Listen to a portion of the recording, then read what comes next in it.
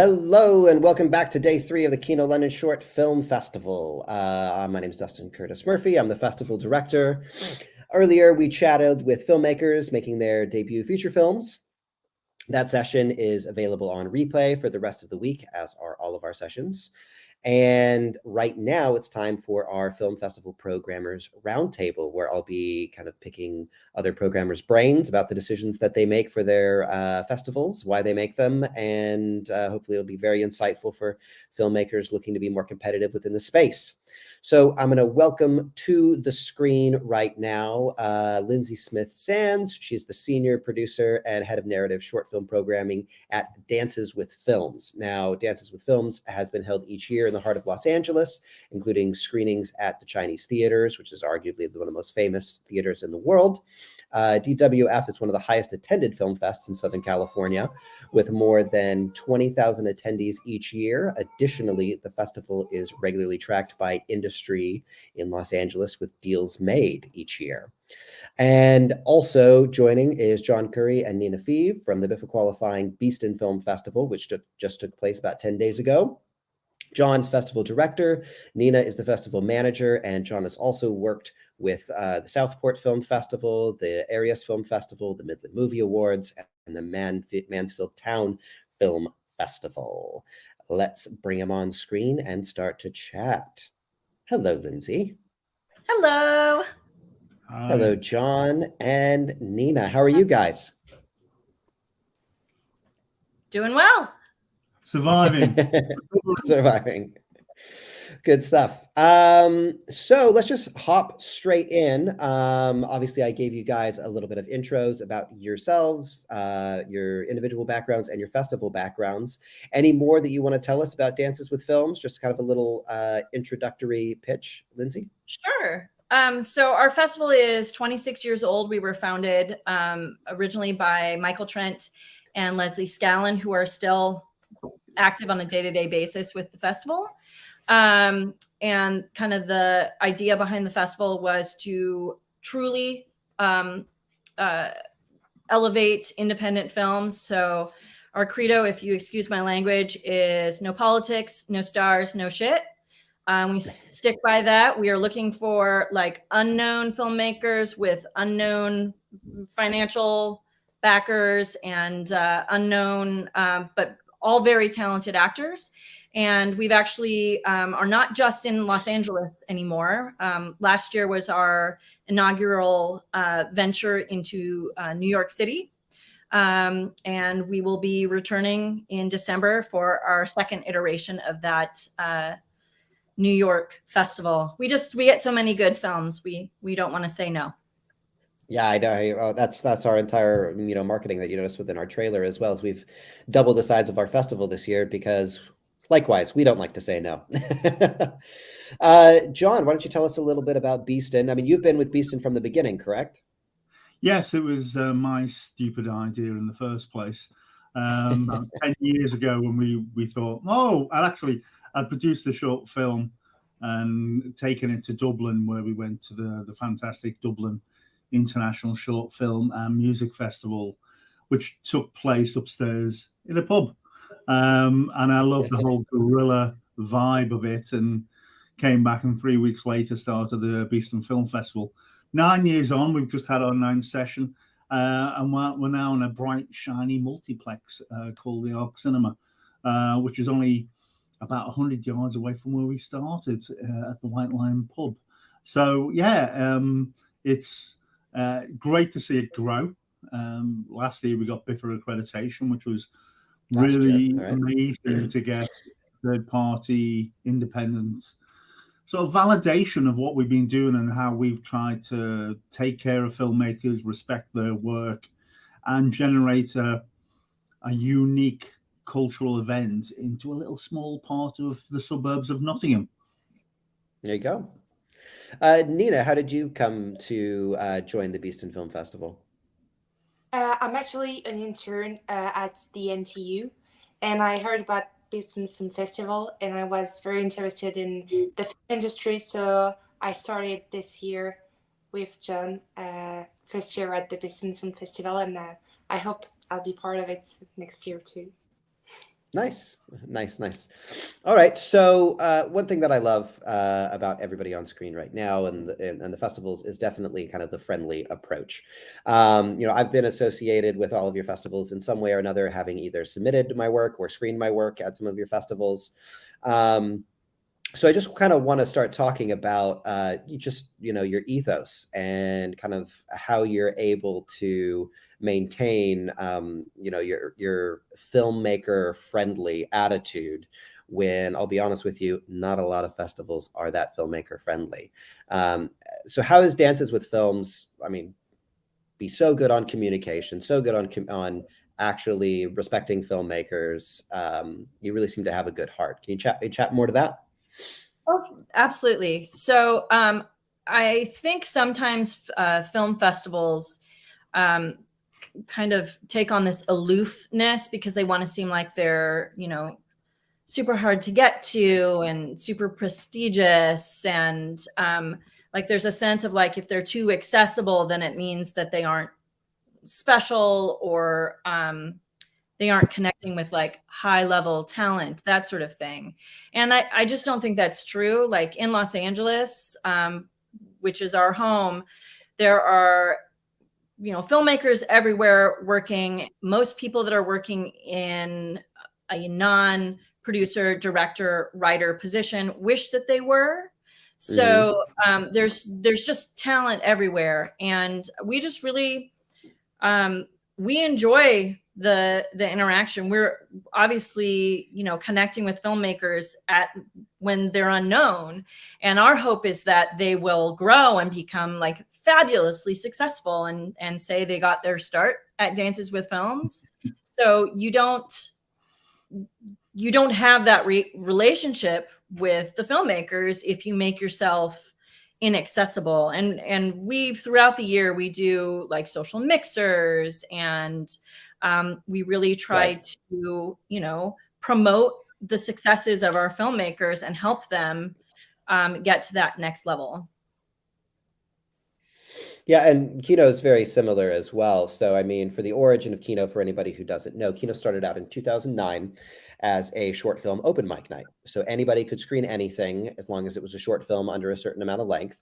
And as a filmmaker who had been in the festival circuit quite a bit, I moved over to the UK about 5 years ago, attended my first Kino night, and the organizer was stepping down. So I decided to step up because the vibe of these non-competitive nights was just amazing. I've had negative experiences at festivals to where you get rejected left, right, and center, and then you finally do make it into a festival and you're like, oh, this is great. And then it becomes your responsibility to bring in all of the audience. So then, you realize that the festival might have gotten you in a great auditorium, but there's, 5 other filmmakers sitting in that auditorium. And with Kino, we at our open mic night, so this is first time filmmakers, we can get them seen in front of 50, 60, 70, 80, I think we max out at 90 people for completely unknown grassroots guerrilla filmmakers. And I really wanted to come on board with that ethos, grow it, which is when we started the festival component and also started our online component as well. So I think it's interesting that you guys host mixers as well, because I think that's what's so important, is keeping in line with the heart of the filmmaking community and making it feel like a community. And I think too many festivals are us and them, right? It's not us and them. We're all in it together. We all want to showcase films, make films and showcase films. And that's our agendas are aligned. John, why don't you tell me about how Beeston does that? I know tons of our filmmakers were up there partying with you guys that will be partying with us this week, and I hear nothing but good things. Unfortunately, when I screened with you, it was online, but it was still a great experience online. COVID, thanks COVID. Well, I endorse both what you and Lindsey have to say about trying to build a relationship with filmmakers, but I think we come from a slightly different position, being a little suburb on the edge of a very average city in the Midlands. So we don't have the industry vibe hub that London has, and States and such like. So what was really the community I wanted to tap into was in our community about getting people to really appreciate what was out there, what talented young filmmakers were achieving on low budgets, and so we started early on recruiting a very local programming team, and I constantly encourage them to be involved because, oh, I haven't got a film degree, oh, what do I know? And we constructed a very manageable approach to reviewing and scoring films that was accessible and useful from an analytical point of view, but also encouraging our review team that actually we are saturated in media these days. We might not be able to articulate like Mark Kermode what is a great film and why, and may never heard of sort of Bergman or Kurosawa or Kaurismäki. But that doesn't really matter because actually you've absorbed so much media almost inarticulately. You know what you like and you know what you don't like. Okay? So with that encouragement, they started getting involved. And then we have the festival and we have that interaction with the filmmakers. And I'm trying to break down that sort of a fourth wall where Joe Public feels that the industry is something out there, something beyond them. And actually, these are hard-working young people trying to make it in a very, very tough industry.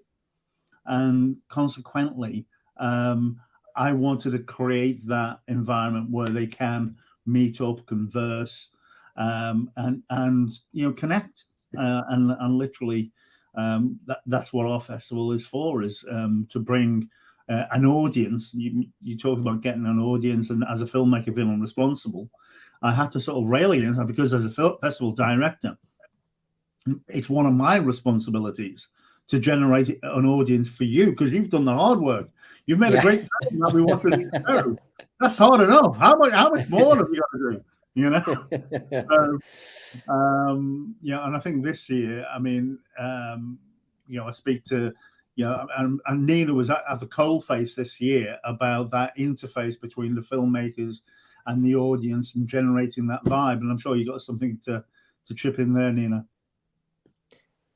Yes, of course, the festival club helped a lot the filmmakers to feel and I had a lot of feedbacks from them saying that talking with all the filmmakers and having the opportunity to have this after festival thing was really something that was not available in all festivals and that they really appreciated.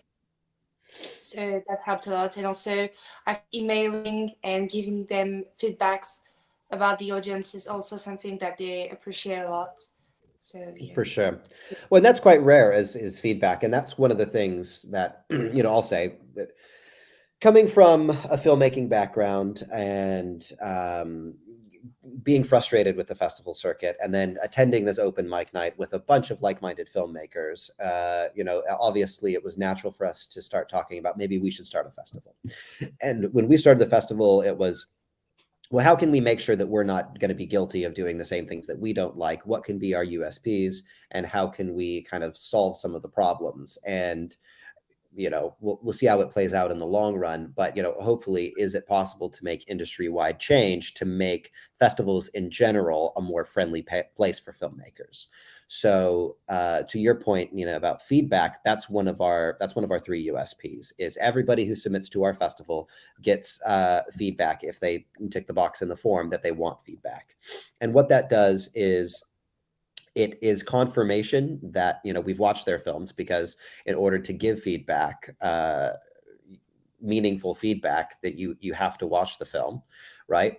And it also treats filmmakers like the paying customers that they are. I think too many festivals treat submitting filmmakers as if they're just a pool of content to be siphoned from. And I, for one, don't feel comfortable taking money from somebody and then providing them zero value. So, in worst case scenario, if you don't make it into the festival, you're going to get an answer. And I think that's quite respectful of filmmakers' efforts. And financial contributions to helping support our festival with their dollars. We give you a couple categories of how you rate, from cinematography to acting, and you can kind of see in that chart exactly where, okay, well, yeah, I mean, I shot my film well. Okay, my sound could have used some work. They liked the performances. Otherwise, filmmakers are just kind of shooting in the dark with festivals. A lot of filmmakers get quite frustrated with festivals because they don't understand what they want from them. And that's one of the main reasons behind this session is let's break down that wall and let's tell filmmakers, what we want. One of the answers that I get a lot in the industry is, well, I don't know what I want until I see it. And I personally think that's a bit of a cop-out. You guys can have your own take on that. But I'd love to know exactly what grabs your eye when you're curating. I know it's good to be surprised, but is there some general guideline of something that is more likely to play at your festival than not? Who wants to go first? I'm happy to go first. Go for it. So I'm just gonna preface this by saying that there's a lot of things that are preferences, right? Yeah. But after having reviewed thousands and thousands of short films, there's always going to be exceptions to whatever we're saying. So sure, absolutely. I'm going to say these things, and then you're going to look at my program when it comes out in June. You'll be like, well, she said that she doesn't like things that are too long. And then that seems like it was too long. And if you want to be the exception to the rule, in those instances, you really have to be a film that I'm not aware that I'm reviewing a short film submission. I am immersed in these characters in this story, and it's truly something I haven't seen before after having watched thousands of short films previously, right? That is such a high bar, right? Mm-hmm. And I think the thing that you can do to kind of reach that is to make something that you like, that you want to see, and that is meaningful and resonant for you. Because when you make something to try and get into a film festival, you may have excellent production value and wonderful sound and great performances, but if it's missing a heart of a story that you just felt needed to be told, then you feel like it's missing a heart. It feels like you watched some sort of a technical exercise that on a screen. Kind of typical things that filmmakers that are making submissions don't really think about is the fact that we do review these huge quantities of films. So if you are using stock music, you may wow, this little ditty works perfect. It doesn't. I've heard it 100 times in other films. Every time I hear particular stock music, I'm like, oh my gosh, that is happening again. It takes me immediately out. I'm all of a sudden okay, so what am I watching? And you may think that you've made a really, really original idea. Most of the time it isn't that original. There was one year where I was like, well, of all the Asian brothel short films that I reviewed this year, I think this one was my favorite. And they go in runs. I don't know what your experience is, but it seems like this year I've watched probably 20 short films that all center around spreading somebody's ashes. And they're good films, but they kind of suffer by comparison. And you don't know that as a short filmmaker making something. So if you're making that specifically to get into film festivals, you don't know that you're making an error and you're just going to be a common story, right? Obviously, the longer a film is, the harder it is for me to program, because you're taking 1, 2, maybe 3 spots away from other filmmakers. Sure. And most of the time, if your film is that long, it's because you, as a filmmaker director, are being too precious about the editing. So I always advise people, have an editor that you trust, but that is not going to blow smoke up your ass. That is going to be really brutal with the editing, because do we need that long sweeping landscape? Yes, it's beautiful, but if it doesn't move the story forward, you have to think that every shorts programmer has a little bit of ADHD. We love short films. We're not feature programmers. I'm not trying to, watch 20 minutes before I know what your film is about. And particularly for those that are maybe Los Angeles based, I know how many talented actors there are here in Los Angeles. There's definitely a ton of talented actors in London. Sure. And, surrounding. And if you are casting somebody because it is your uncle's girlfriend or whatever, we can tell in that performance. Likewise, I don't want to watch an actor vanity project. Like, it's great that you have footage for your reel, but I can tell when you are making something specifically because you want to show yourself crying or looking sexy on screen. That's not entertaining. At the end of the day, I want to be entertained. I want to be moved. Every year there's films that make me cry. I'm like, how is it possible? I've seen everything. And yet there will be something that really resonates, that rings true. I prefer stuff that is kind of like has some personal background. I like to say, not everybody's diary is Anne Frank's diary. So something that's personal to you might be boring to me, but it's going to be more interesting than you giving me an impersonation of the short film that you think you want to program. Yeah, absolutely. No, you echoed a lot of points that I make and preach myself when I'm talking to filmmakers. And just to jump on that, I think a lot of filmmakers have the means to make a short film, but they would prefer to be making a feature film, and they consume feature films. And if you are consuming feature films, that story structure gets in your brain through osmosis, and then you try to cram that feature into a short, and it feels awkward and long and weird, and the arcs don't work. One of the best things you can do as a short filmmaker is watch a ton of short films. I've become a much better short filmmaker since I started programming shorts and watching, hundreds a year, thousands over the course of a couple years. John, what is Beeston looking for? Well, I think I'm going to approach it from a slightly different angle. I agree with everything that's been sort of said, but rather than just repeat, present another perspective, which I'm sure you guys are aware of. So in effect, we don't curate. Okay. We're always excited and hopeful that the next generation of films comes through towards are going to be full of exciting things. Everyone wants to be a filmmaker. Everyone wants a career in filmmaking. It's a highly competitive industry. Okay. Sure. We run, in effect, we don't curate a festival. We run a competition. We segment into multiple categories: drama, horror, non-fiction, animation, bada bum, bada bum. And with each of those categories, there's a competition. And it's the top films that go into that dedicated segment of our festival. So, because we get so many now, we know we're going to say sorry to literally hundreds of films that were definitely good enough for the festival.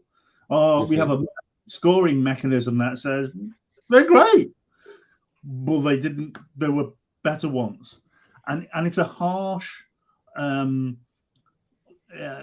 message I'm going to give here now. It's like we all want to have a career involved with film. You have to work and strive, because if you don't turn every stone to polish and make the best film you can.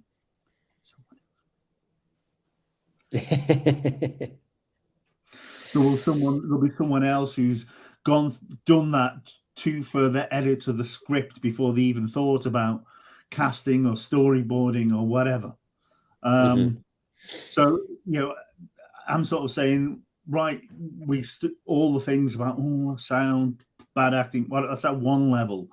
But I think from another perspective, it's understanding our role as festivals for the development of a filmmaker is to expose them to the realities of competition, which actors go through it with auditions. Festival entries are a bit like an audition. You get some, you don't get others. If you don't get any, you should listen to that. If your festival run gets 10% of entries, maybe you're not doing too bad there. 20%, you're doing really well. Anything above that, even though you're getting a ton of rejections, you're actually performing really well on the festival circuit. I know, and some people don't quite realize the figures and the statistics around that. Yeah, 10% acceptance rate is normal, or less sometimes, depending on what you're trying to do. But no, there are plenty of films that probably get 0 acceptances because, again, in our process, I'm sorry, we also literally have our programmers able to make a statement that this film is not good enough for our festival. And I make no apologies for that, because we get plenty of really bad films. And actually, that's a programming job, though, is to review every film in an honest way. And if the program is honest for you, is that I would not like to see that programmed in our festival, we'll respect that. And actually, that's one of the key feedbacks that you get from a festival rejection. It could be that you were just edged out because there's only so much time in your schedule. You said that you've doubled your scale this year, Dustin. We went from 19 sessions to 21 this year. We screened 157 films. Wow, I mean, that's great. A lot of films, and there were 300 more that we would have quite happily screened, but we weren't going to. We have to, and our role to our audience as well is to hone a series of programs, of sessions that will dazzle and present in a great light a set of wonderful films. So that's how we approach it. Sure. Breaking it down, we see it as a competition, and we have these categories which help us with each new generation of work comes in. And I think what's lovely, I was watching a trailer at the beginning of this program to see great films like Eric, Carry On. We've had quite a bit of crossover this year. Yeah. and a bit of consensus. And these are great films, but I know one or two of them were sort of like nagging me, why didn't I get a Oscar nomination? Yeah, you got a selection. Well, you should. I would always say that filmmakers, you should never try to chase awards. I mean, to me, I like to get in front of audiences, and I like to place in front of audiences. If you get an award, that's a bonus. But I mean, that is what it is. I think the points you bring up kind of beg two follow-up questions to me, which we can kind of bounce around the table as well. And I know, Nina, you haven't had a chance to talk to the specific subject, but just to divert slightly is, let's talk about our segmenting a little bit. We segment a little bit different. I mean, I know you're doing it genre-based. We do it budget-based, right? So the way, and that's one of our main USPs, is we want to make sure that you're competing against your peers. So if you come from a more underprivileged background, you have an iPhone, you made a film for a couple $100 with your friends in the backyard, we want you to compete against people who had those same limitations. If you got BFI funding, if you were supported by the AFI Conservatory, it doesn't feel fair to us that you're competing in those same categories. That's how we section our festivals. So we have our micro budget, which is for anything under £1,000 that the budget's been made for. We have 1,000 to 5,000, and then a category for 5,000 and above. How do you guys segment your festivals? It's around theme? Is it around genre? Or is there any segmenting at all? And what are your thoughts behind that? Lindsey? Sure. So we do have separate programs for music videos, so downbeat. And we have an episodic pilots section that's distinct from shorts. We have midnight shorts blocks, so things that would not be appropriate during primetime hours. But for the most part, we don't do segmenting. When I'm building my blocks, my goal is that every film in that block will be memorable and that nobody will leave that block being confused. Well, which mother-daughter film did you like better?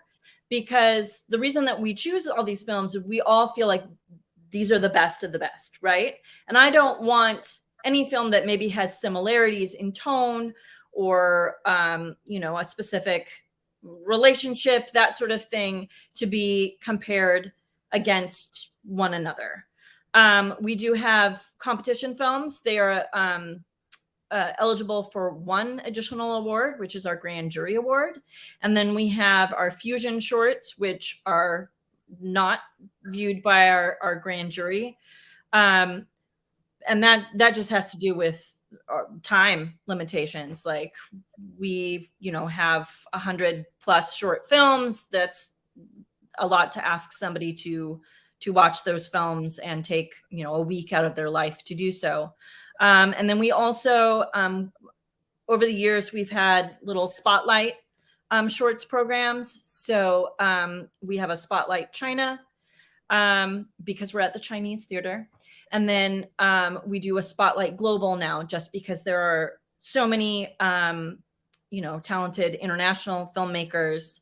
And sometimes that's more difficult for you guys to bring in the huge audiences. So that the difference is it just screens in the 200-seat theater as opposed to the 500-seat theater. Yeah, I think, interesting. Yeah, I think there's maybe a difference. We do have a lot of segmentation, and it's driven that as being in a little suburban town, not a massive cultural metropolis. What we started off as recognizing, actually, there are going to be some really obvious segments that could attract people. Do you want to come to a comedy session, a horror session, a drama session, or do you like it? Do you like a bit of documentaries? That's where we started off, and that worked well. Except the one problem that we had was 50 to 6% of all our submissions were dramas, and so we started adding different categories to draw from the drama category into others. So we had a crime, which has proved, we had a fantastic crime session this year. Lots of compliments on that. Great science fiction entries. We had two sessions dedicated to science fiction and fantasy. Even a wonderful film called Mergan, I don't know if you caught it, from Kazakhstan. So we were driven by the fact that, I say, being suburban, we felt that we needed the signpost to our developing audience. What could you expect? It's going to be comedies, yeah. Whereas, I say in LA or in London, I think you've probably got lots of other competing festivals. There was bound to be some space in there for the more general, more generic, genre-driven. Whereas in little Beeston, there was only just us. We wanted to get that audience going. So I think that was the drive behind that. I think there's a lot of merit to having the budgeting aspect, but hand on heart, some of the worst films I've seen have been vanity projects with vast amounts of budgets. Which Yes. Did no one tell you? Oh, give me a check, I'll be in there. They all followed the money, and who can blame them? Well, it is interesting. So it's quality that drives it at our end, but we come from a different starting point, I think. Yeah, it is interesting, and all of our programmers and pre-selectors kind of are keeping budget in mind, and everybody who programs and pre-selects for us is filmmakers as well. So we have a bit of that understanding of what's possible within those limitations. And there's definite times where I'll look at something and go like, oh, this is really interesting. If this was in the micro budget category, I would have considered programming it because of what was achieved. But the fact that you delivered this and you spent this doesn't quite add up when I know what a lot of other people could give for the same.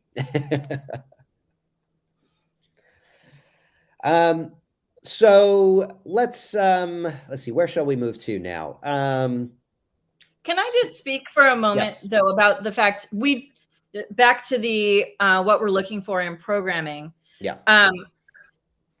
I think people make these dramas because they are chasing those awards. They're like, well, if I make this really topical film about, you know, this social issue and it makes people cry, then I will qualify for the Oscars or the BAFTAs or whatever, and then I will be regarded as a talented filmmaker. And 100%. I will just say, if somebody makes an amazing comedy that is so easy to program, it has to be good. It has to actually be funny. But like, after sitting for hours and hours of, you know, sexual assault movies and PTSD, and in America we have all these horrible gun violence movies and stuff, it's like I just want to watch something dumb about a car that can talk. And I think that if filmmakers wanted to do better on their, you know, returns, make more comedies. You have more audiences that want to watch that as well. And would you say, I've noticed that attitude has kind of changed. I would say one thing that I've noticed is pre-COVID programming and post-COVID programming seems to be a lot more friendly towards comedies, to where I think there was kind of this collective terribleness that made everybody want and be a lot more hungry for escapism. So I think there might be some carryover from the old ways of chasing the festivals that, quite frankly, doesn't quite exist anymore. I don't know if you guys are noticing it, but I'm seeing more comedies programmed than ever before. Have you guys noticed that as well in the general festival circuit? I love a good laugh. I think it's the hardest segment to satisfy. Interesting. Yeah, maybe I'm just a miserable old man now and don't laugh very often, but I think we have some great comedy, you know, and this year, was no different. However, over the years, hand on heart, it is not. Well, I think one of the things that's entertaining is that we never know from one year to what we're going to next. So this year, for the first time, we had 2 horror sessions because we felt the quality that we had was deserving of it.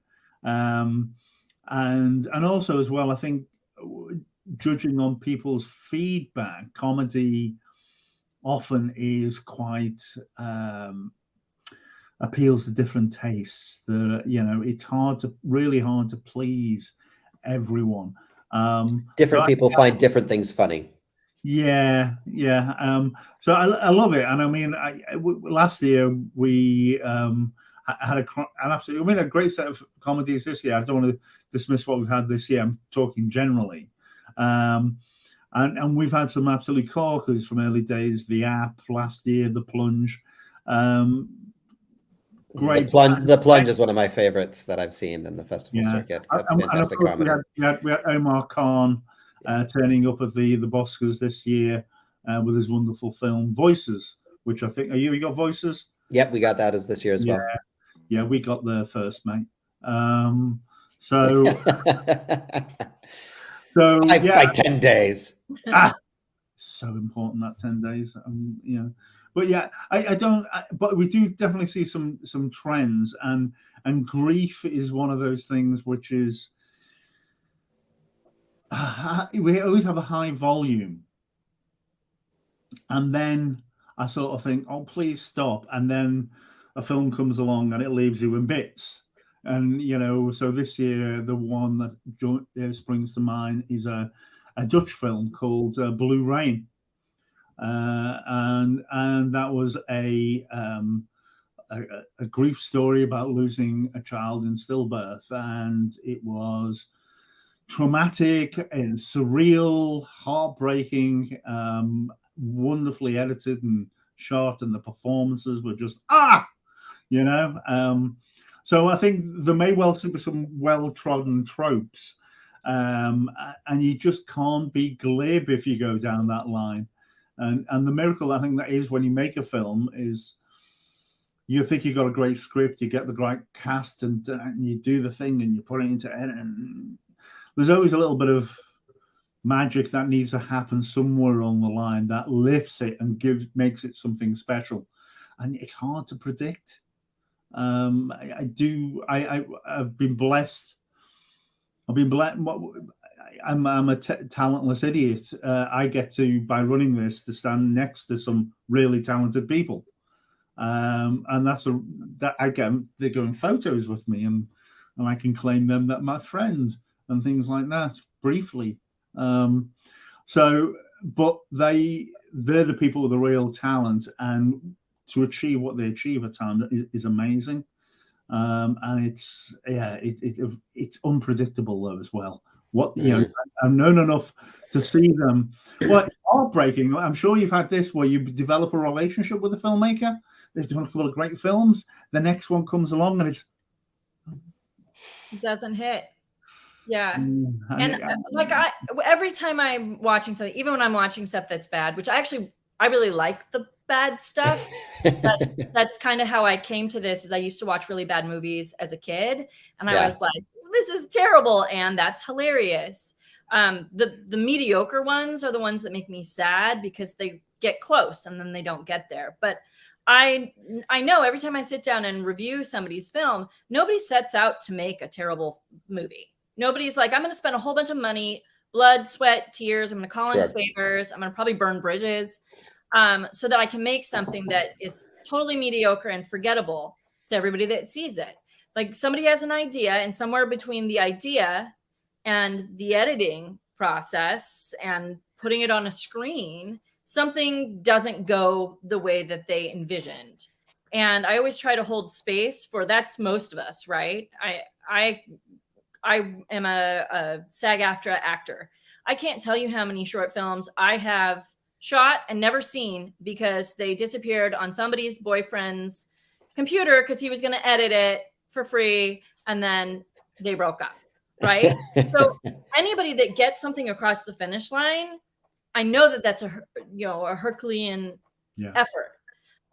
It just sometimes it doesn't work. It's the same way when I'm baking. I don't know why the cookies are flat. That's just how it goes sometimes. So let's switch topics slightly, and I want to talk about getting on a programmer's radar, which is something that you hear a lot more about. And what are your thoughts on, does it help if filmmakers reach out to you in advance and find you on social media? Does it put pressure on you that you wish you didn't ultimately have? And does it hurt the filmmaker? What are your thoughts on getting on a programmer's radar, the best ways to do it, and how to avoid doing it the wrong way? Well, as a festival director running a festival on a very small budget, if they want to try to influence me by significant bribes, I'm open to that.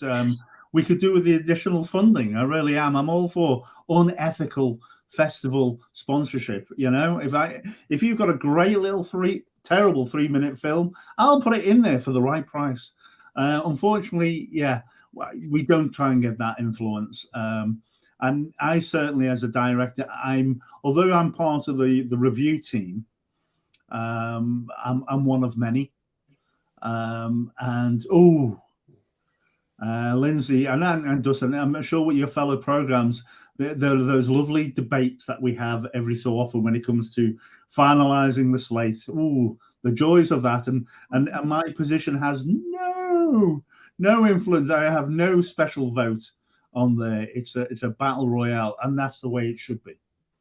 So I would agree. Similarly, I put programmers in place. I'm a programmer myself, so I trust them, and I feel if you take that festival director card to say, like, well, I'm programming this, if everybody hates it, then you're kind of not showing your teammates respect for first and foremost. But Lindsey, what do you think about getting on a programmer's radar and maybe the pitfalls of that? So I'm super accessible to filmmakers. Like, I will engage with you on my Instagram. I will talk to you about, what my process is. One of the things and one of the reasons that I enjoy being a part of the team at Dances with Films is we're pretty transparent about stuff. We only consider films that are submitted. We don't go to other film festivals and ask them to submit. Everybody pays a submission fee.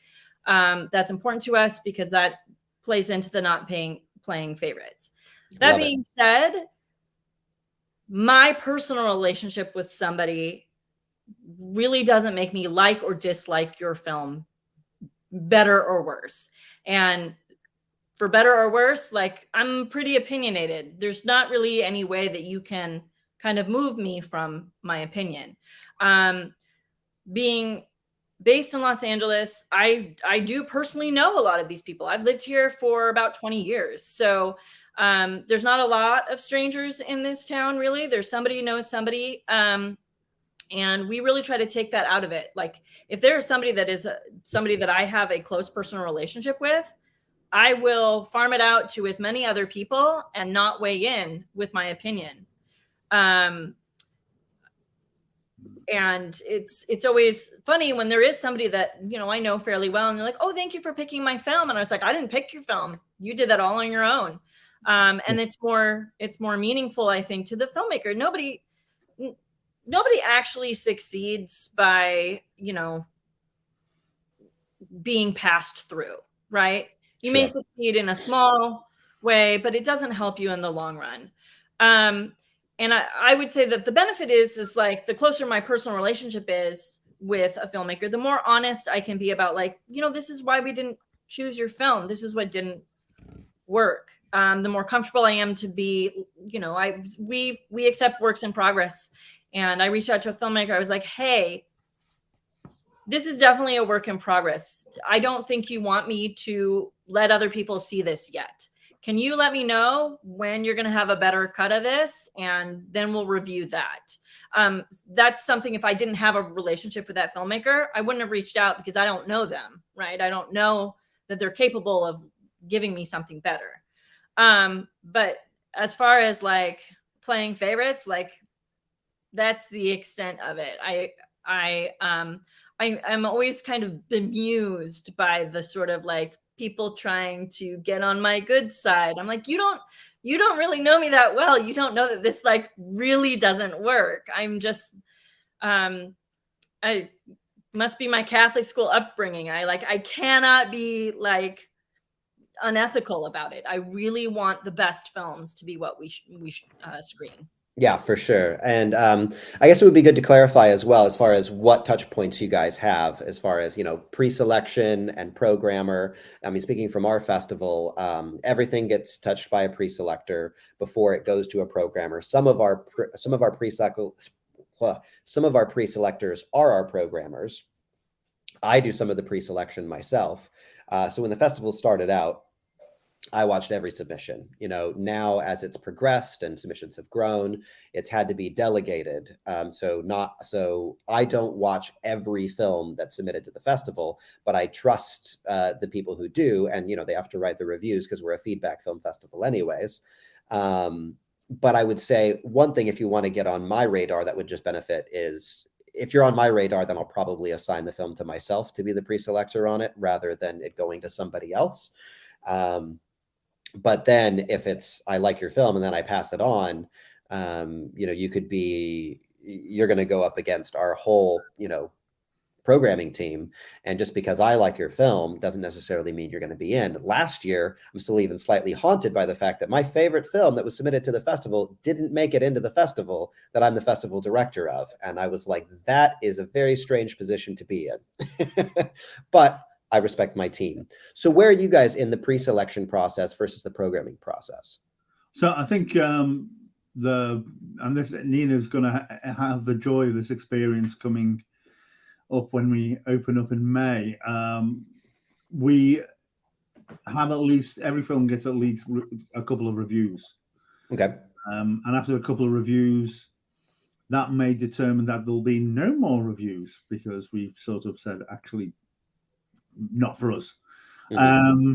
The better the film, it'll get further reviews, and the better performing it is, the more reviews it will get. Mm-hmm. As we come to the end, before we even worry about programming,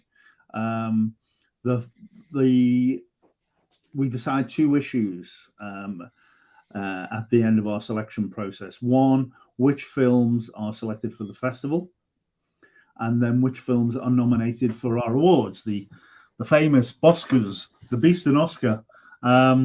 and that's the second decision, and made by our selection team, selection team, because we want to go get those nominations to our jury, and then after that we have a pool of films that we are convinced we want to have, and then they go over to the programming team to try and convert 157 films into 21 sessions that sort of are coherent, and we end up with some very coherent sessions thematically or against the genre, and then we have a few what we call variety packs, where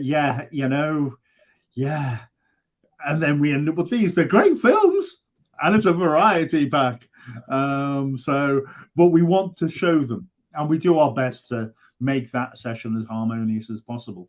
So we're not thinking, we're thinking about selection and nomination, and then we worry about programming and finding a structure for that. So that's our sort of sequence. Gotcha. And how does that work with Dances with Films? So every film that gets onto our slate goes through me. So I am the final word. I have 30 some odd screeners that are all across the country. Some screen remotely. Each film gets watched in its entirety by at least one screener. My eyes touch every submission. I usually, if it's been pre-watched by a screener, I'll read the notes and then decide whether this is something I need to watch in entirety or not. Same. I would clarify that if I said I don't watch everything, but I do touch everything. So yes. Yeah, but go on. And then things kind of fall into two sort of tracks. So there's the things that are, as you would say, not of the caliber to be programmed at our festival. So things that are, like lacking production value, that just have some like fatal flaws.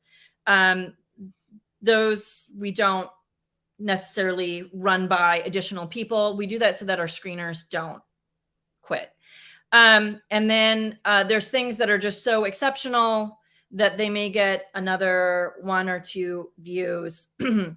But they're just very clearly like top tier festival material that we hope to book.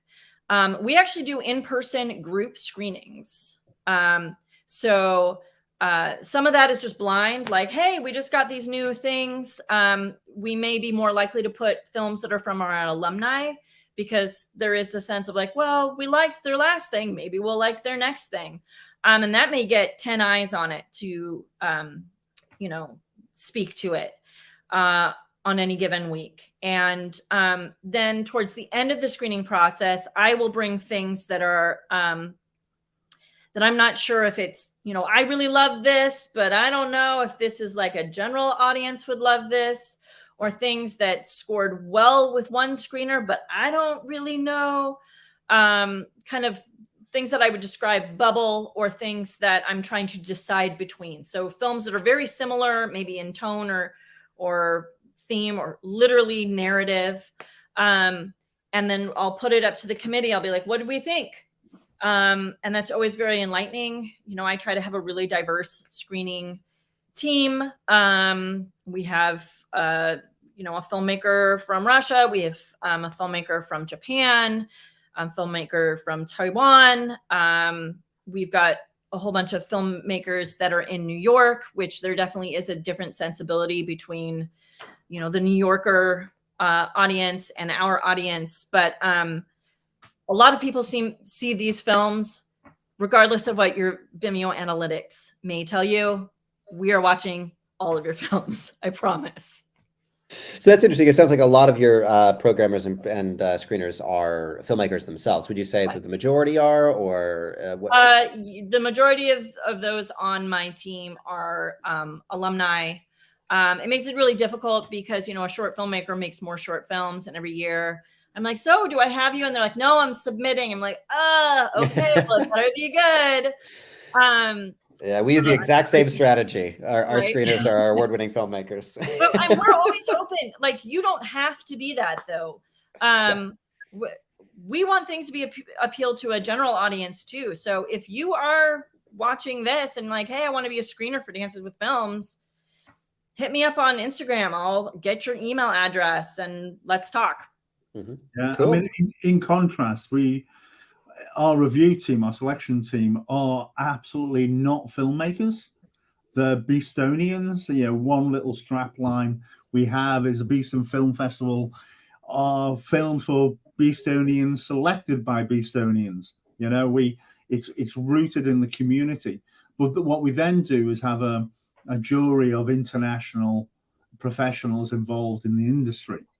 For the awards. We take a local and global aspect, a Joe Public, a professional aspect in the process. If you were to win an award at the festival, giving that award hopefully more credence. You've gone through a process where Joe Public has really admired your work, and then presented it to a team of 18 filmmakers, and they've cogitated and hopefully selected yours. So we think that is a potent combination to sort of think, ooh, that feels meaningful.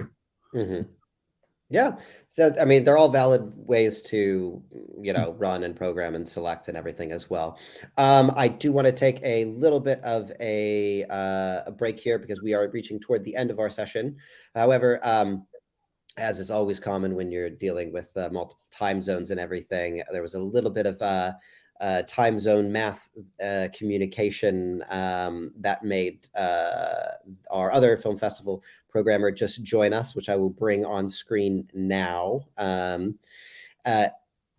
Let's welcome Kate to the table. Hi, Kate. Hi, I'm so sorry. In all of my research, I thought it was going to be 4 p.m. Eastern, and apparently it wasn't. No worries. We've been chatting for a little while, and we've been definitely picking the brains of Lindsey and John and Nina. I'd love to continue the conversation with you, especially for our audience. But I would say I'm sensitive of your time, Lindsey and John and Nina. So if you would like to dip off at any point, please feel free to. But I would be more than happy to continue the session, with Kate. So it's up to you guys. How are you feeling, Lindsey and John? Do you want to stay or go? Because if so, I'll ask one final question, or we can continue. Ooh, now he reveals his wine. I'm good. It's not even 1 p.m. on the West Coast, so. Okay, cool. Well, just to bring you up to speed, Kate, we've been chatting a lot about different processes at our film festivals, some of our programming philosophies, whatnot, how to get on programmers' radar. Now, well, I think let's just dip into the next question, and then maybe I'll double back to ask you some of the older questions. The next question that I was going to ask is premiere status. What are your guys' thoughts on premiere status, specifically for short films? I know a lot of festivals really focus more on premiere status for features. What's your take on how important premiere status is for shorts? Why don't we start with you, Kate, since you're new to the table? Sure. I mean, RiverRun across the board, and also my personal thoughts are, premiere status is not a priority for us, especially in the realm of shorts, but also in the realm of features. We're just most interested in bringing the most exciting talent to our audiences, especially since while we are an international film festival, we're based in a pretty small city in the United States, and really interested in bringing art to our local community. So, of course, if we have a premiere, that's exciting and that's fun. And we're happy to celebrate the filmmakers in that way. But for us, it's really just about curating the best that we can get. So premiere status is not a priority. For us, Lindsey, yeah, it is definitely a part of our matrix. We're very fortunate in that we, from our submissions, do get so many world premiere or international US premiere films, and part of that is, part of our credo is we want to elevate unknown films. So it's been interesting in the discussion. I see filmmakers like upset about like, oh, well, they care about premiere status, but then also filmmakers get upset when they just go to each film festival and they see the same films played over and over. And kind of the way that we look at it is, if we have two films that are of, equal caliber, we are probably going to go with the world premiere because they have not had exposure yet. And because we are an industry-based film festival, that is a part of getting those distributors, agents, building the audience. If they are going to come see our films, they're going to want to see something they haven't already seen, especially because there are so many film festivals here in Los Angeles.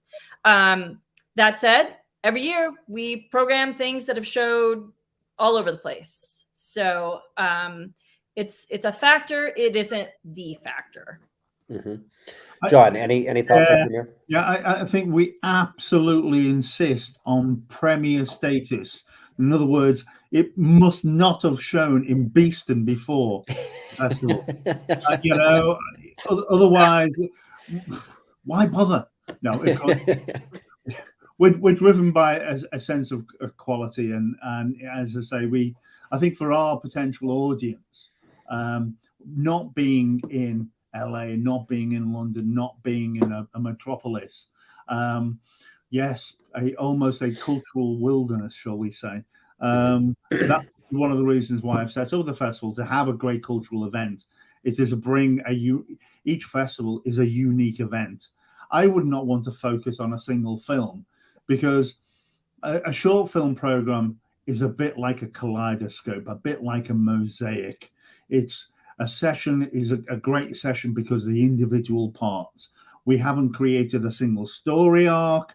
We've hopefully selected a great combination of films where for an hour and a half, 2 hours, you sit down and you're dazzled by cinematic brilliance. So, yeah, that's the impact that we want to have. We want the audience coming out and thinking, wow. And one of the things which I always love about when it comes to the actual festival, I see everything that we screen. But the same for everyone, we see them over a period of many months. And we never, so when we actually see them for the first time as a block of films on the big screen, when you get it right, it's amazing. There's a real vibe about, you've created a very unique session of films. And so that's a premiere. You've never seen that combination of films in that order, that sequence, in that location before, and it's an event. So that's how I perceive it. And worrying about a single film's premiere status, yeah, we can't.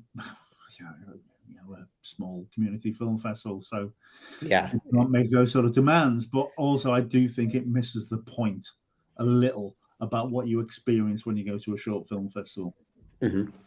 All right, moving on, I want to chat a little bit about something that is, could potentially be a bit of a controversial topic, but I think one that's I'm, very passionate to speak about as well. And that's how we as programmers balance craft filmmaking, talent-based filmmaking, with creating space for diversity, new voices, and underrepresented voices, and how exactly it's our responsibility to tackle that, to make sure value is being, presented in both sides of that. Do you guys have any thoughts on that? Is there anybody who'd like to go first?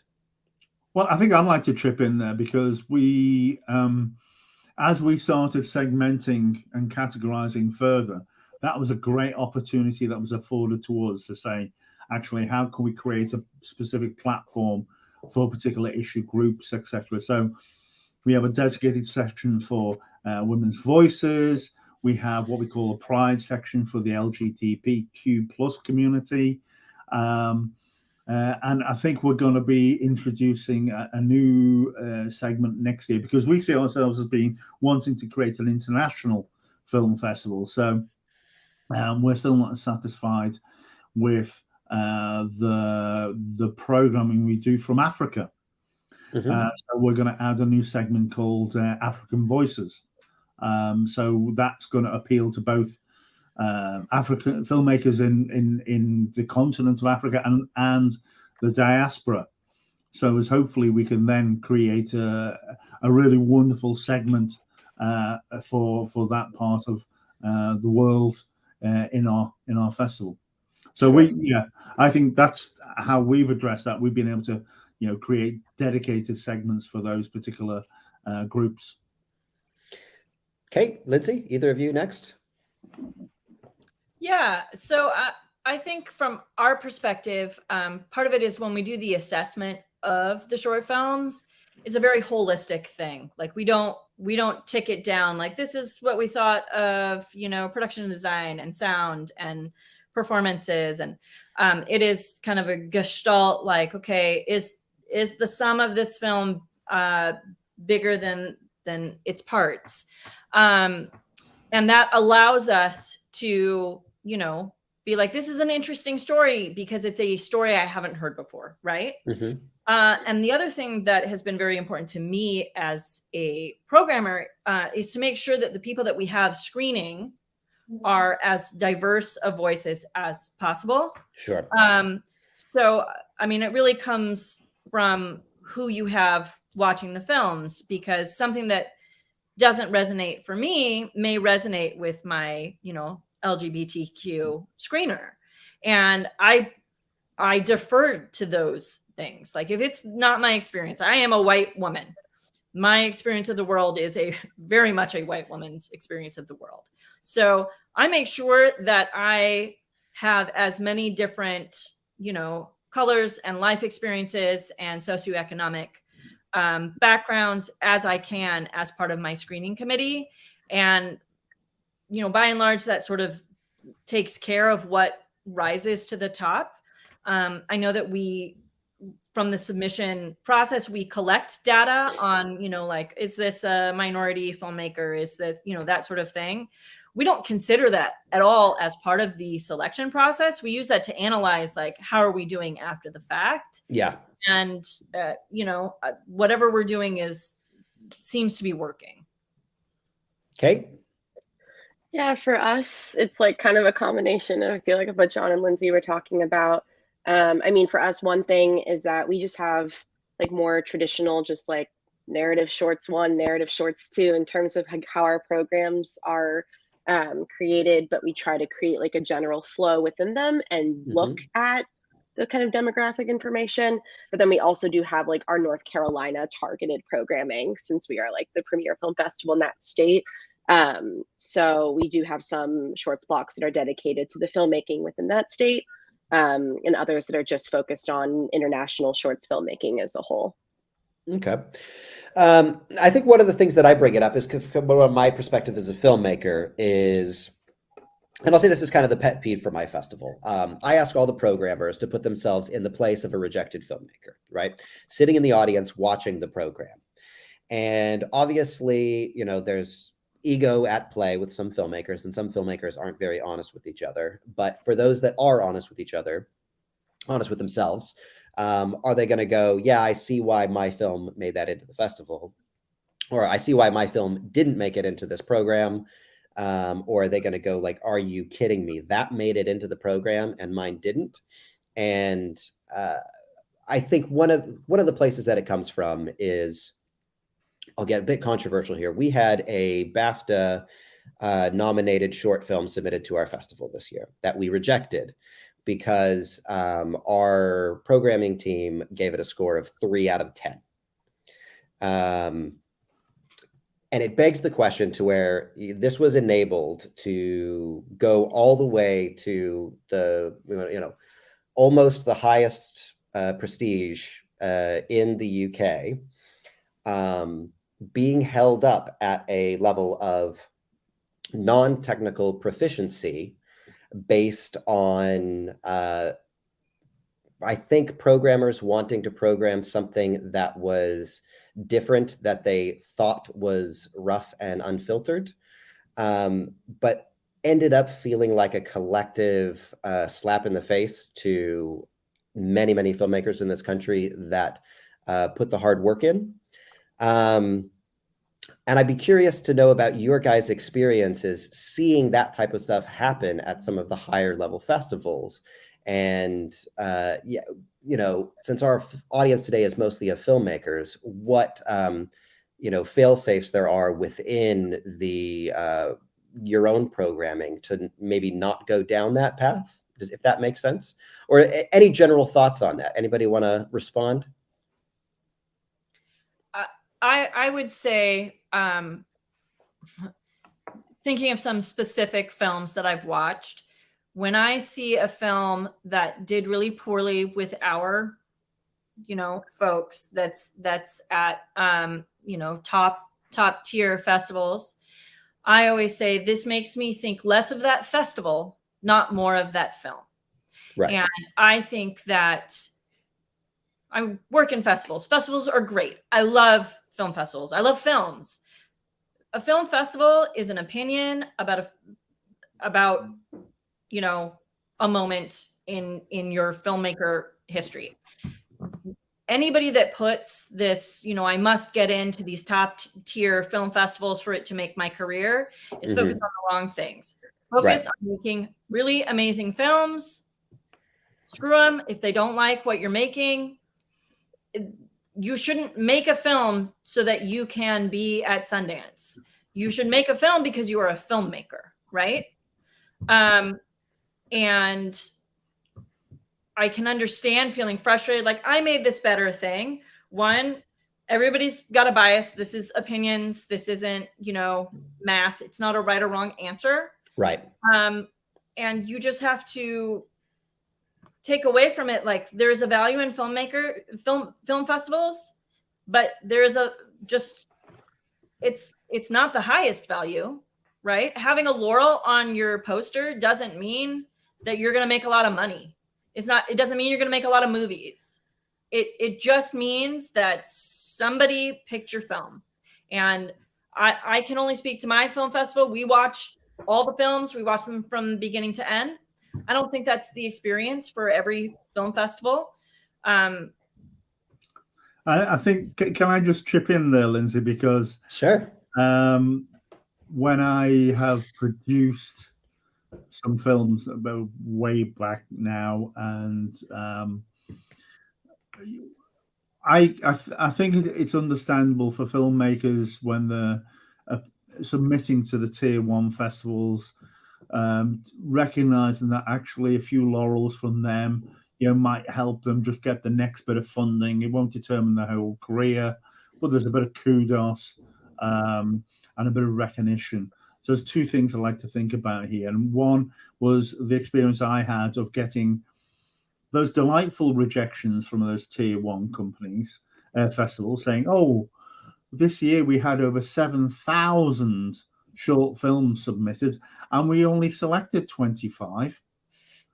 Now, I don't get 7,000 submissions into our festival. We don't get 1,000. Last year we have just over 800. I know how much effort goes into reviewing respectfully and with integrity 171 hours of submissions. Yeah, I don't believe the math. And I think when you talk about the experience of seeing a film that has been selected, some major films, I know we've rejected them.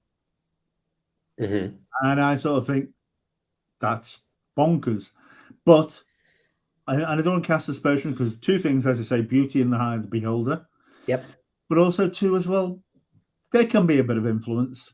I'm sure, but I'm not working for an A-list festival, so they might have some way of dealing with it. But I tell you what, it's a big effort, and so yeah, I just wonder how much input, how much integrity in the selection process there is, because to achieve that, it's a colossal effort. But there again, you look at some of their submission fees, and of those submission fees, they could probably employ a significant pre-selection team and pay them a good rate of money.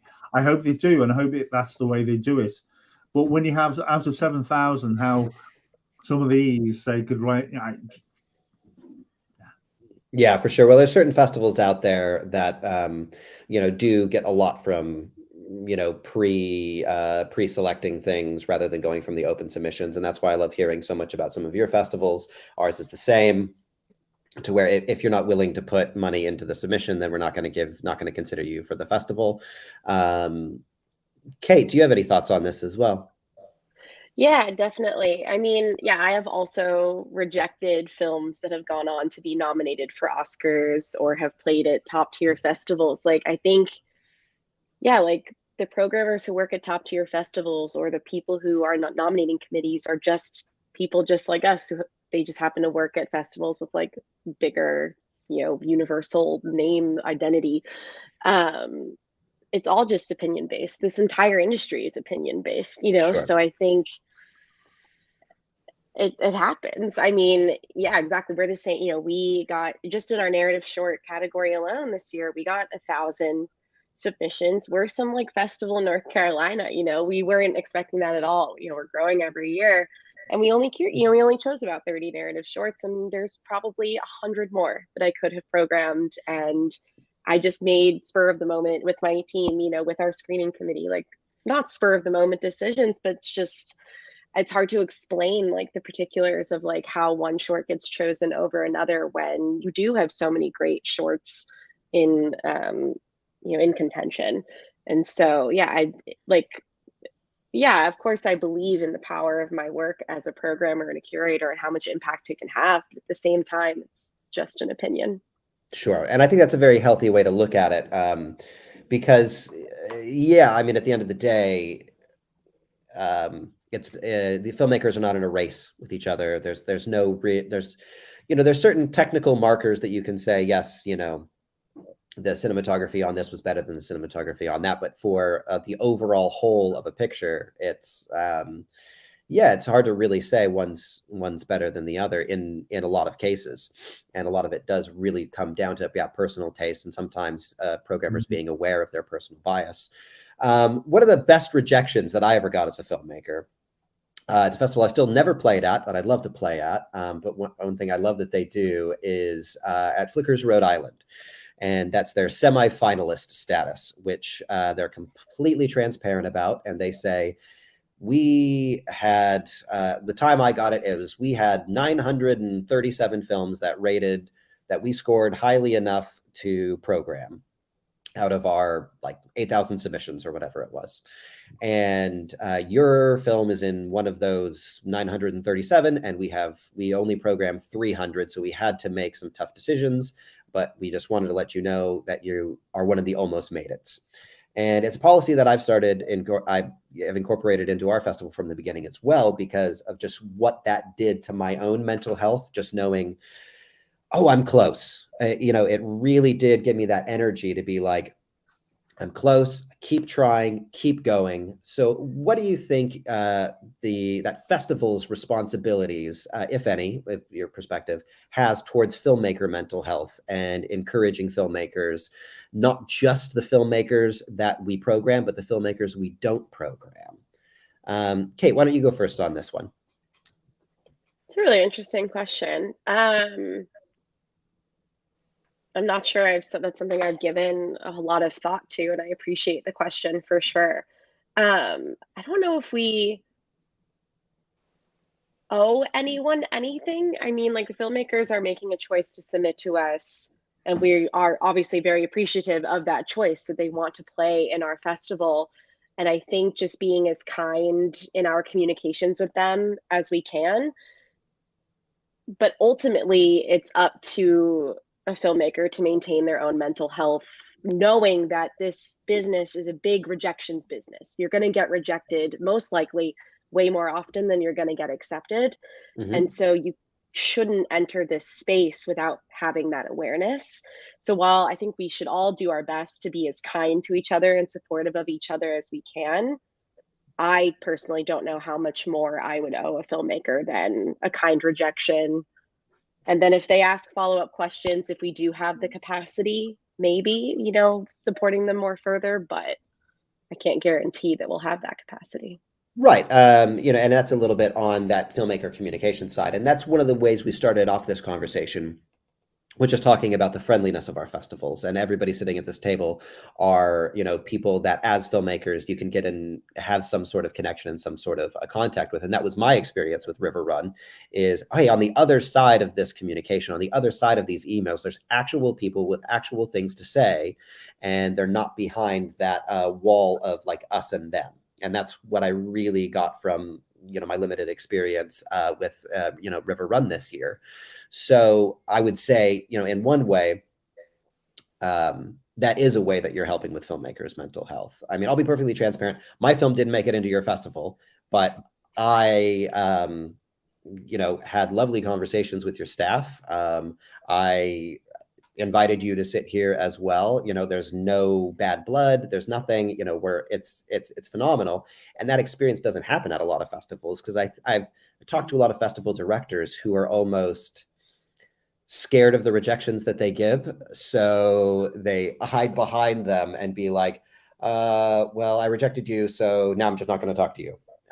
So it's so lovely just to have more of an honest, open conversation like we're all having right now. We at Dances with Films, one thing that we do all of our business via actual email. We don't do anything through the Film Freeway stuff. So Yep. You're getting a personal response every time. Every single submission gets a personal pass with a positive comment from one of your screeners, if not multiple screeners. Because we go into every film saying, okay, what's good in this film? And I would say that that's what we do for the mental health. It's, I think it's good business. Yeah, I would agree. We want to support filmmakers. We want them to keep making films, and we want them to keep submitting their films too. Exactly. Right? Yes. Yep. So, like I said, we're super transparent. I'm not trying to hide from any filmmaker. I'm happy to talk with anybody about what happened with their film. And as a submitting filmmaker, I would say if I have a personal connection to a film festival that I'm rejected from, I will 100% submit to that film festival again and again and again because I, you know, had that personal connection versus those generic forms that are, you know, very clear that like, yeah, I mean, no love was put into this rejection. About, you know, they have like the mail merge error and it's like, dear parentheses filmmaker, we enjoyed watching parentheses film. Yeah. And it's like, I think that's really demoralizing to filmmakers. It is. Yeah, it is. I've received some of those, and I know a lot of Kino filmmakers who've received those as well from top tier festivals. I want to ask you a question though. Sure. You know, in the sense that, you know, when we've just had our festival, and the comments have been around email communication and this, that, and the other, which is all very relevant. But we've just gone through our actual festival, and how did you feel what you were experiencing with your communication with the filmmakers? Because, you know, Nina's role as festival manager is very much about sorting out that communication with the filmmakers who are attending, being there, etc., and then arriving and managing the experience at the festival. So what did you take away from how you felt filmmakers experienced at being at our festival this year?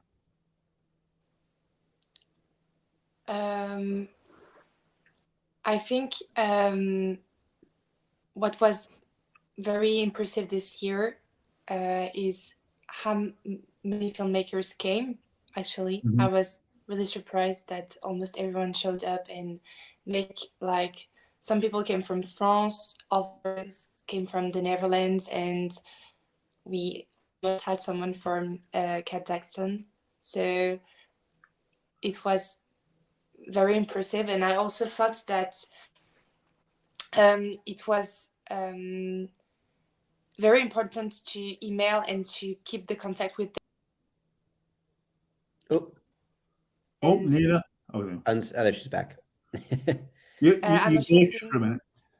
yeah, I'm doing the feedbacks, and I'm receiving a lot of feedbacks also from them, saying that they appreciated that we came to them, we knew who they were, and we saw their films.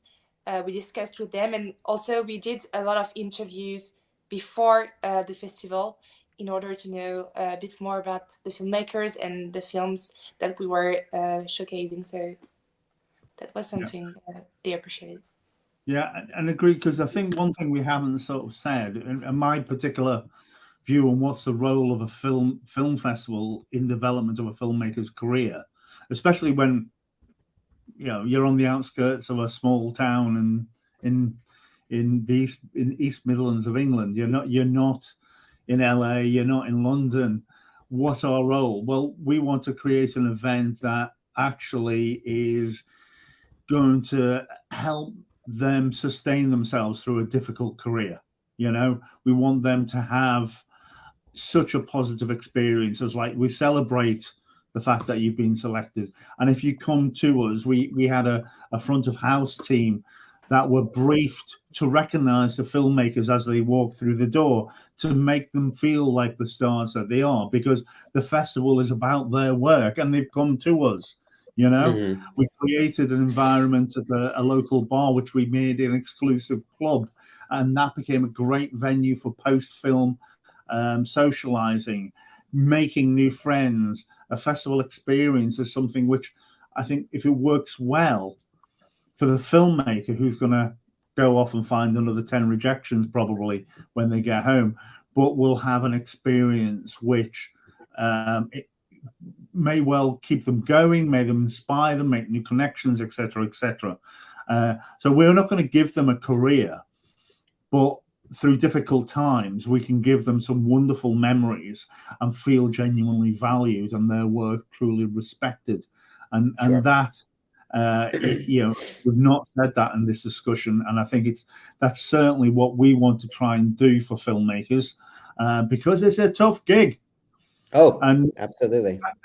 I've done 9 years now, and if I look at year one, and there are probably one or two filmmakers who are still in the industry from 9 years ago.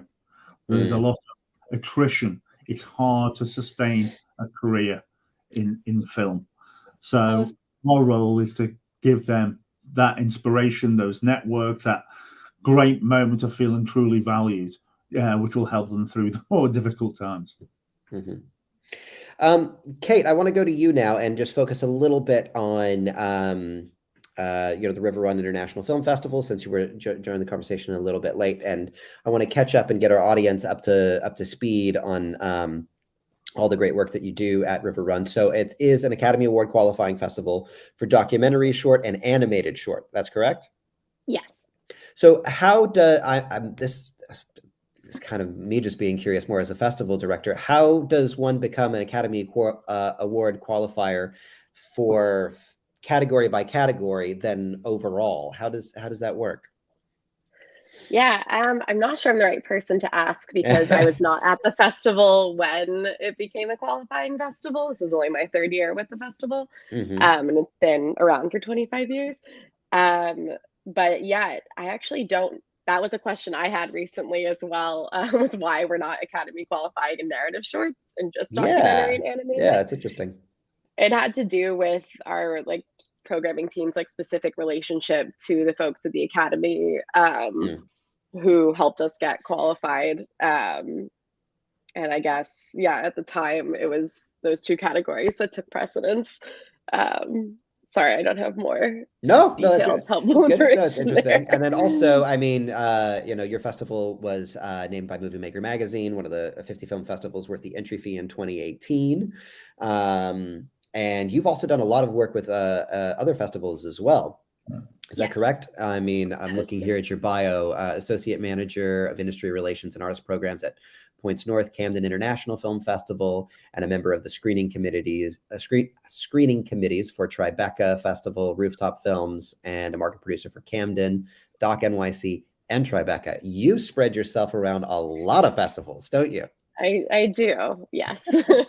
So tell me a bit about the work that you do as far as when you're touching a film, who else you're touching the films with, pre-selection, programming, and how that works at RiverRun and maybe some of the other festivals you work with as well. Yeah, so I mean, my role is different at different festivals, but yeah, at RiverRun, I can definitely speak to that more since it pertains best to this conversation. Yeah, so we are really, every film goes through our screeners first. We have one or two screeners watch every single film from beginning to end as well, giving a thorough review. And then one thing that I think is somewhat unique about our festival, as compared to many of the other festivals I work with, is that staff programmers watch every single submission as well. Okay. So I know in a lot of different festivals, it will take pre-screeners giving it a certain rating to then get to the staff programmers. Right. But we try to have pre-screeners and staff programmers watch every single film. Since a lot of our pre-screeners come from the local community and are not necessarily like film industry people. So we get that like balance of like our local community, but then also folks who are more experienced in the realm of film curation. Interesting. Yeah. So that's the case for features and shorts, every single category. Okay. Okay, cool. And then how big is your programming team? Our programming team is pretty small. The actual like programmers, there's 4 of us in total. And then For a few shorts other or for staff. shorts and features? Shorts and features. 4 for shorts and features. Wow. Yeah, because I work across shorts and features, and yeah, I mean all of us do. But then our pre-screening team is, I think we have about 30, and then we do have a few other of our year-round staff who are not actually programmers, but do chip in certain categories as well. Cool, cool. And you just had the festival that wrapped, I believe, Sunday, right? Saturday, yeah. Saturday. How was this year's edition? It was really, really great. Again, so I've only been in the festival, or this particular festival, since the pandemic. And so I didn't get to see what it was like pre-COVID, but, I'd heard a lot of really incredible things of how much it impacted the community. But, when I joined, audiences were down, numbers were down across the board just because, folks weren't coming out to the cinema as much. But this year it really felt like things were getting closer to how they were pre-COVID, with more sold out screenings, more filmmakers in attendance, reaching wider parts of the community who hadn't necessarily attended a screening at RiverRun before. It was really quite lively. And it was really wonderful to feel like things are slowly coming back to how they were before. Great. Well, I want to thank you guys so much for joining us. I know we've extended the session by about another half hour, which is great. So thank you so much for everybody's time. At this time, I think it's probably best to go around for final comments. So any other words of wisdom, words of motivation, hot tips for filmmakers that want to submit to your festivals, or if you want to give any shout outs to where they can follow you, how they can submit to you, obviously Film Freeway, right? But yeah, let's go around for some plugs. Lindsey. So we are at Dances with Films across the socials. If you want to follow us, you can probably find me personally if you pay attention to the posts there as well. We do have our festival is coming up. Our slate is being finalized, but our festival is coming to the Chinese again, June 22nd through July 2nd. And I would welcome anybody to please join us there. Yeah, I guess that's it. Perfect. We're closed for submissions for Dances with Films Los Angeles. We will be open for Dances with Films New York City once we get through our LA festival. once you get One thing through at a that. time. John, Nina, when can we expect submissions to reopen for Beeston? In about a week or so. All right. For our 10th edition. Nice. For the first year, we're going to expand into features as well. Whoa! Congrats. We're going to grow. Our plan is to grow us from 1 week to 2 weeks. And slightly terrifying. So look out for that on Film Freeway.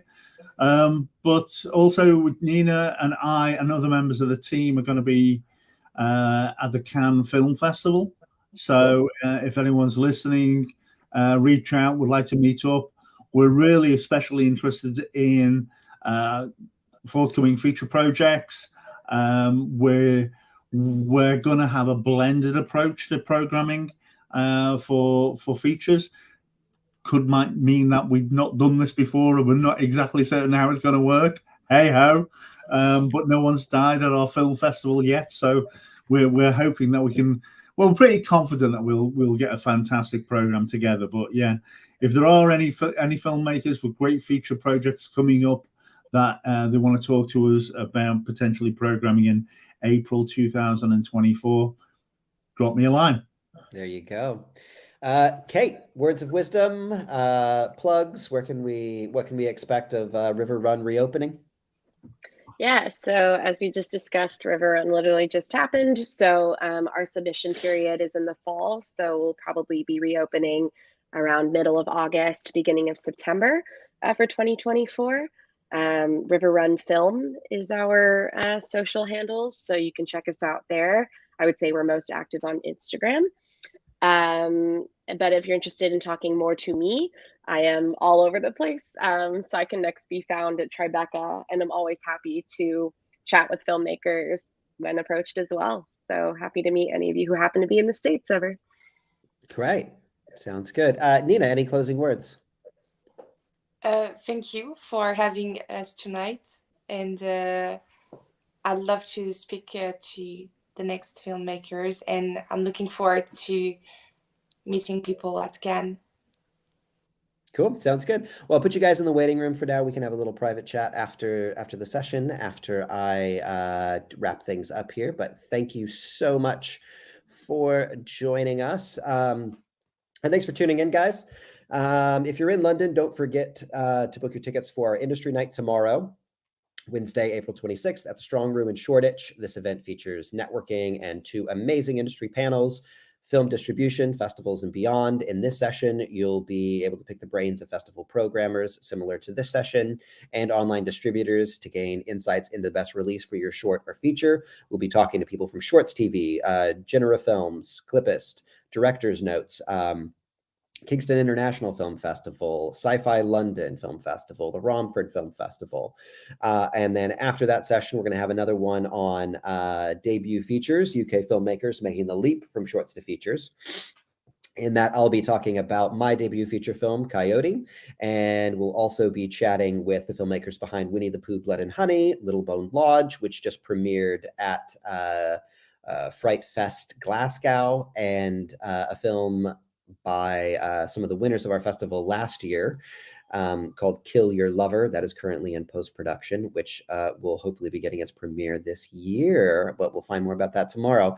Thanks for joining us, guys, and hope you catch the rest of the festival. All of our sessions are now in person from Wednesday through Sunday, so we'll see you at the cinema.